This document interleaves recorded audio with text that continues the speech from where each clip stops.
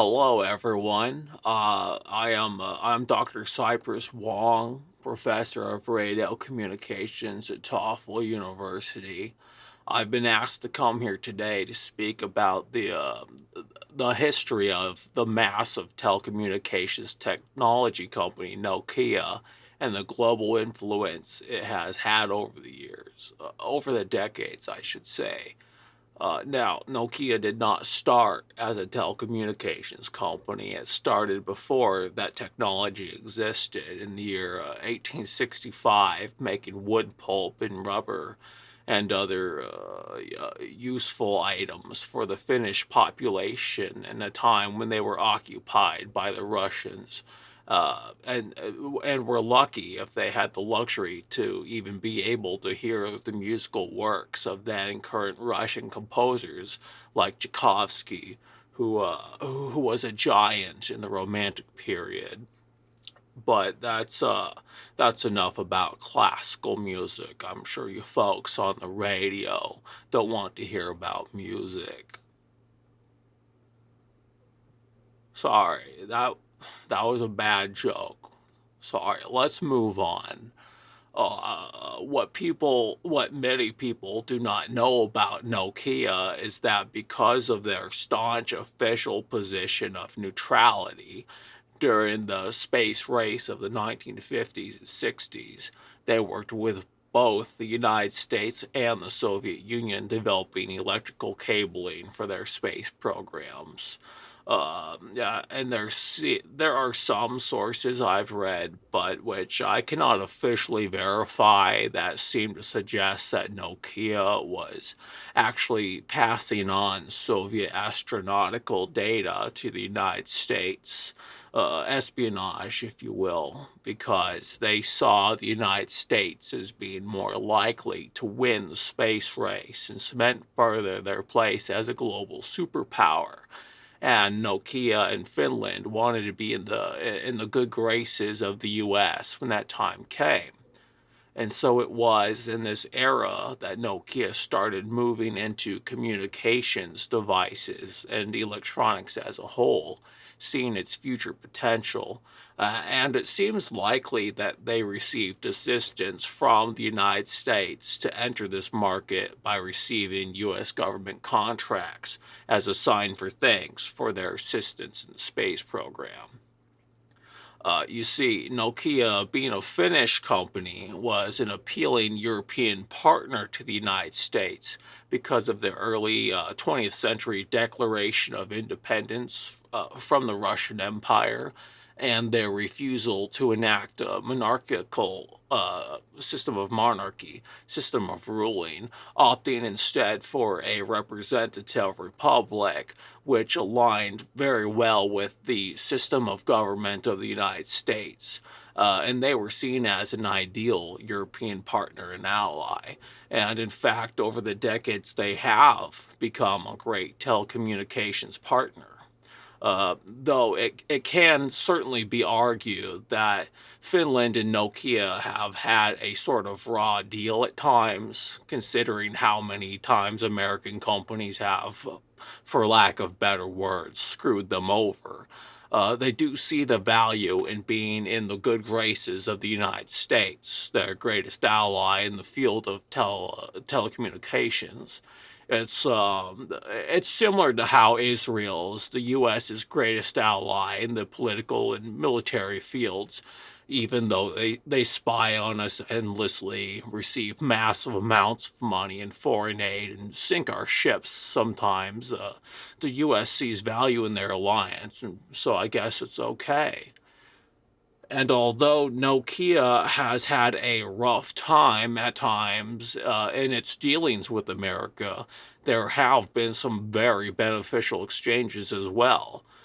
For example, before Apple Computers was able to completely blindside Nokia and the mobile phone market as a whole by announcing and releasing their highly secretive iPhone in early 2007, U.S. intelligence agencies with corporate insiders were able to learn of the iPhone project and warn Nokia of its coming.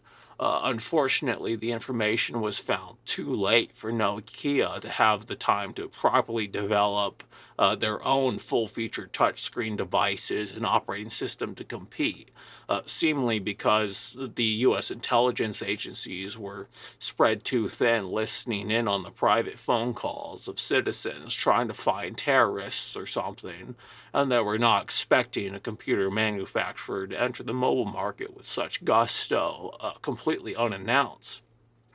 And because of this poor intelligence, the United States used their global influence and threats of blocking further export and trade of desired American products, such as the Microsoft Xbox 360, the second Pirates of the Caribbean film from Disney, and the upcoming Apple iPhone itself, to strong arm the participating and voting countries of the Eurovision Song Contest into voting Finland's submission to first place.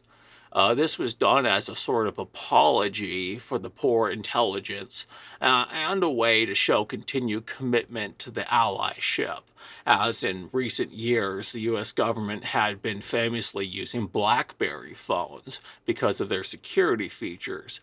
And this was a sort of way of saying, don't worry, Nokia, we're still with you. We just use these fruity phones from Canada because of their features. After all, Canada is a country with fealty to the English monarchy, and the United States doesn't really like that sort of thing and is stubborn about it to boot. And the gesture was not just to send a message, though, but also to help financially stabilize the Finnish economy, because such a large part of their economy at the time was Nokia, much in the way that Samsung now is a massive part of the South Korean economy today. Winning the Eurovision Song Contest brings clout and often a bump in tourism and the interest in sales of media from the winning country, and it was hoped that this would help offset the losses which would be incurred from the upcoming iPhone sweeping the mobile market. Finland, being as clever and shrewd as they are, saw much opportunity in the guaranteed win, and so they submitted a song from the hard rock theatrical monster band Lordi to the 2006 Eurovision Song Contest to secure their place in history as the first country to win the competition with a rock or metal song instead of a pop song.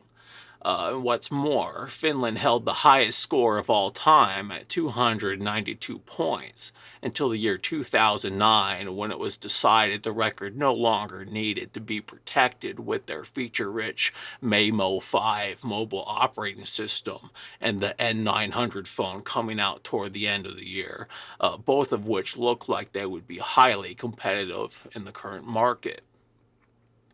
Unfortunately, in the end, the various Nokia operating systems did not work out.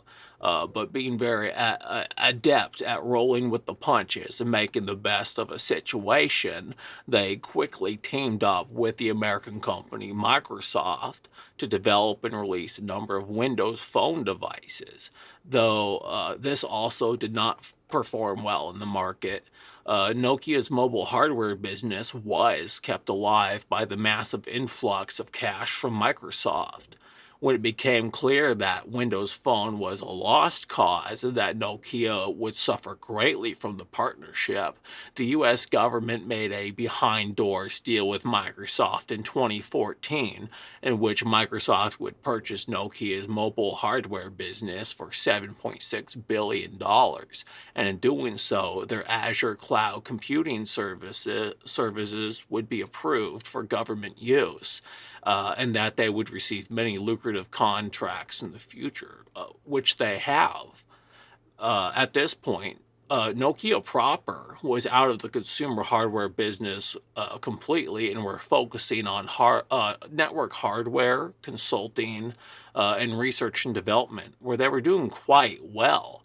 And Microsoft was out $7.6 billion and in possession of a consumer hardware brand, which was now nearly worthless, but in a lucrative relationship with the US government, which is always good to have.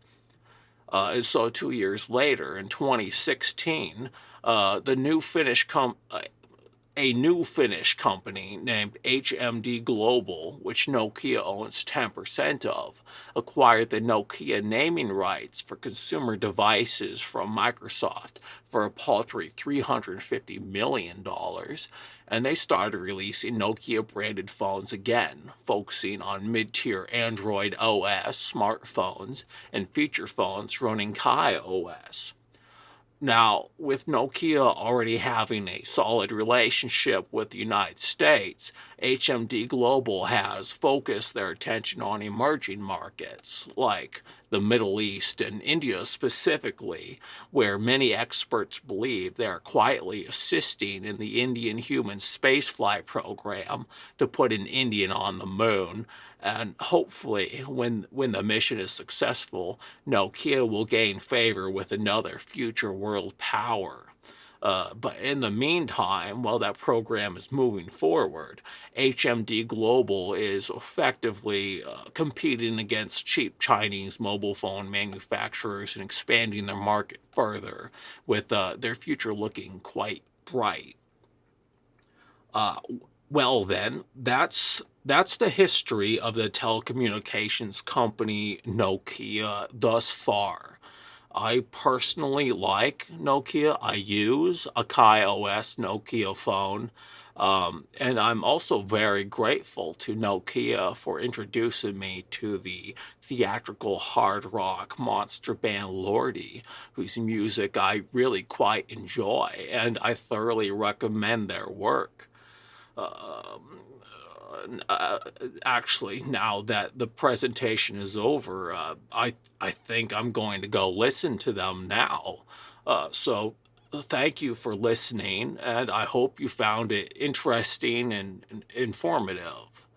Thank you. Have a good night, everyone. Come down this Friday and witness the final game of the legendary minor league baseball feud between the Corn City Bacteria and the Pigtown Dirt Clubs. Only at the Corn City Municipal Stadium. Watch in awe as the bitter rivals spit tobacco juice on the umpire. It's at 7 o'clock. Witness the touching moment a disabled ethnic child throws the ceremonial first pitch and misses horribly. 7 o'clock at the Municipal Stadium. Half-price beer for players injured. Tickets are only $8 at the door. Women and child slaves are free. 7 o'clock! Only at the Corn City Municipal Stadium.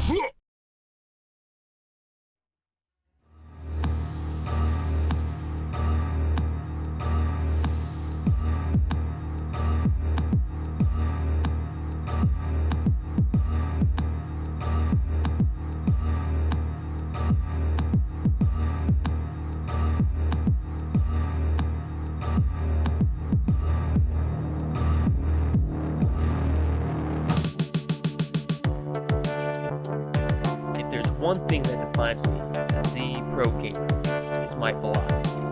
Life is a game. And as a pro gamer, naturally, I want the high score. People expect the best from me, and I expect the best from myself. Which is why, when I play this game, and to get that high score, every day, before breakfast, I run fast for exercise. Then, I have a tuna fish melt. For dinner, it's pot stickers, maybe some rice. Every day, challenges come my way, like any other good game. In Pac-Man, there's a ghost. In Space Invaders, there's aliens.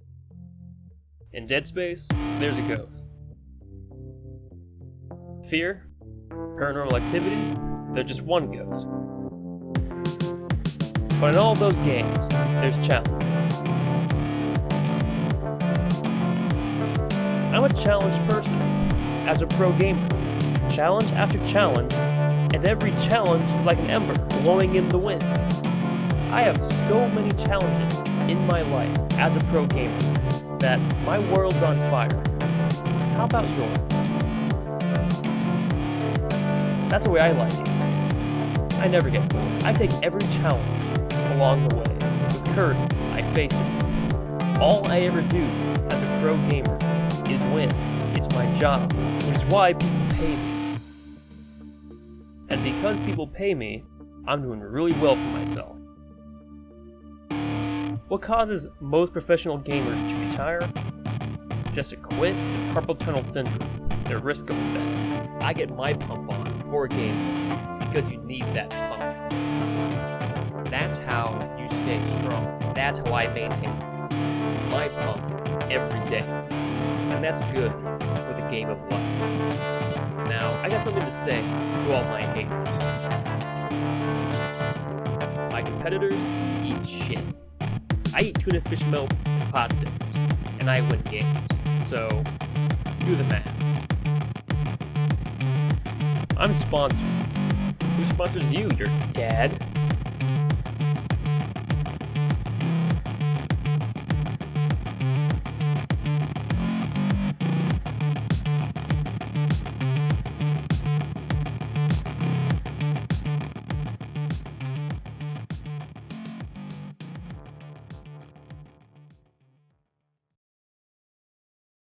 Give me a beat.